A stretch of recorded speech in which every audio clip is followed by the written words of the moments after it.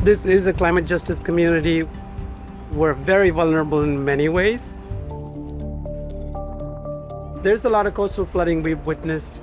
In 2018, I stepped out of the house to be in knee-deep water. This has happened a few times now. Our sewer system could actually handle the flood from one tide. If the second tide brings in more water, then the sewer system is now overwhelmed. My house personally, anytime we get more than an inch of rain, the basement floods. It has been increasing noticeably as time has gone on. Maybe my greatest impact is mold. It's had a really noticeable impact on my health. What we've been told by contractors is that there's no point in fixing it because it will just happen again. That's flooding specifically caused by rainfall. Do you get any impact when you get the high tides?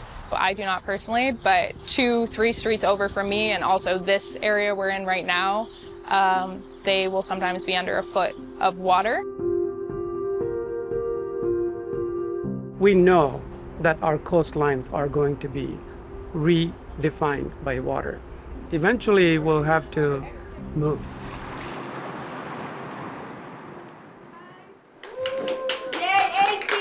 I do think we have a really strong community here, and so I'm hopeful that if and when the time comes to relocate, it will be a painful process regardless, but it will be as painless as is possible.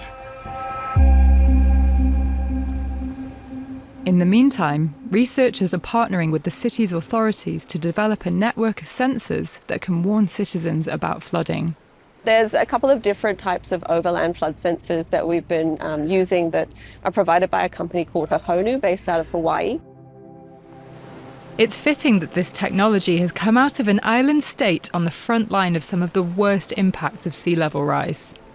Hahonu has developed 2 different types of sensors that use ultrasound and radar respectively to measure water depth. The way they do it is by sending out signals that measure both the height of the water and that distance to land and give us an overall depth of the water on the land. What is it that makes these sensors particularly innovative? They can help us understand if wind is pushing more water onto the land. A tide gauge won't tell us that, but these will pick that up by directly measuring the depth of water that's occurring in that particular area. So that site-specific information is really helpful for local communities to understand the risk to them of overland flooding. We have 5 major sensor points in Boston Harbor, one quite near to where we're sitting right now. The majority of the year they measure nothing. We get flat lines on our graphs, which sometimes for scientists might not seem that exciting, but when there is a major flooding event, then we can dip into the data and see that peak.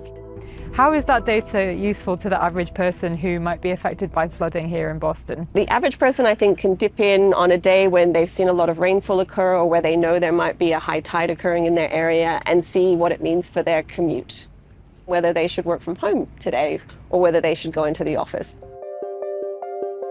This dashboard displays all the data collected by the sensors. Here it gives you the site-specific information about where the flooding is occurring, where we're standing. And right now it's reading 0, thankfully. It's very site-specific, so it's literally the water depth where that sensor is located. But if the water depth there is showing 3 feet, then if you're living in the local area, it's pretty likely that floodwaters are getting to you.